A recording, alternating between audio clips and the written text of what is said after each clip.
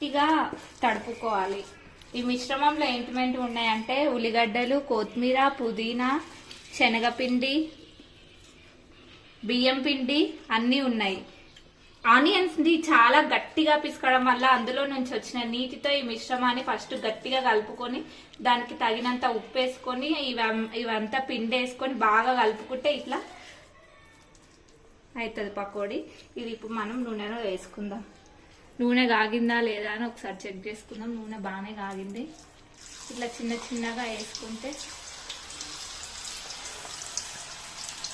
కరకరలాడుతూ ఉన్న onion pakodi ready అవుతుంది.